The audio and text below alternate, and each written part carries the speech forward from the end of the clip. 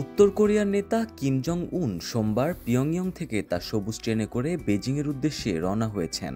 বহু দশক ধরে উত্তর কোরিয়ার শীর্ষ নেতারা এভাবেই বিশেষায়িত ধীরগতি ট্রেনে ভ্রমণ করে আসছেন। দেশটির যাত্রীবাহী বিমানের তুলনায় এসব বুলেটপ্রুফ ট্রেন অনেক বেশি নিরাপদ এবং আরামদায়ক। এখানে থাকে বৃহৎ সফরসঙ্গী দল, নিরাপত্তারক্ষী, খাবার ও অন্যান্য সুযোগ সুবিধা। পাশাপাশি গুরুত্বপূর্ণ বৈঠকের পূর্ব প্রস্তুতি নেওয়ার জন্য এক আদর্শ পরিবেশ বলে বিশেষজ্ঞরা মনে করেন।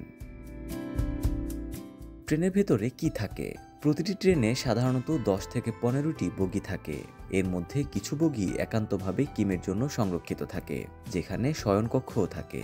অন্যান্য বগিতে অবস্থান করেন নিরাপত্তারক্ষী ও চিকিৎসকরা। ট্রেনে থাকে কিমের ব্যক্তিগত অফিস, যোগাযোগ ব্যবস্থা, রেস্টুরেন্ট ছাড়াও কঠোর নিরাপত্তা বেষ্টিত এই ট্রেনটিতে রয়েছে কিমের ব্যক্তিগত অফিস, যোগাযোগ ব্যবস্থা, রেস্টুরেন্ট ছাড়াও কঠোর নিরাপত্তা বেষ্টিত এই ট্রেনটিতে রয়েছে আরও অনেক সুযোগ সুবিধা।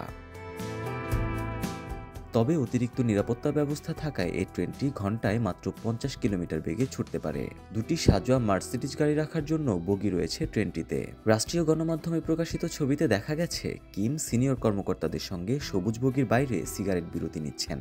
চীনে শি জিনপিং এর সঙ্গে বৈঠকে যোগ দিতে পূর্ববর্তী সফরগুলোতে কিমের বিশেষ ট্রেন সাধারণত সবুজ রঙের চীনা তৈরি DF-11Z লোকোমোটিভ দিয়ে টানা হতো। এগুলোতে চায়না রেলওয়ে কর্পোরেশনের প্রতীক খোদাই করা থাকতো এবং বিভিন্ন সিরিয়াল নাম্বার বহন করত। কারা ব্যবহার করেন এই ট্রেন?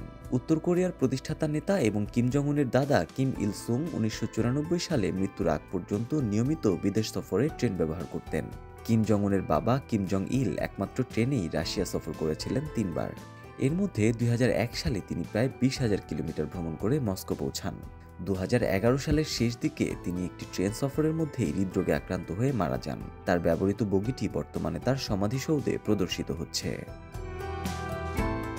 এই ট্রেন উত্তর কোরিয়ার রাষ্ট্রীয় প্রচারণারও একটি বড় অংশ। কিম পরিবারকে সাধারণ মানুষের সঙ্গে দীর্ঘ ট্রেন সফরে দেখা যায়, যা জনগণের প্রতি তাদের আন্তরিকতা প্রদর্শনের হাতিয়ার হিসেবে ব্যবহার করা হয়।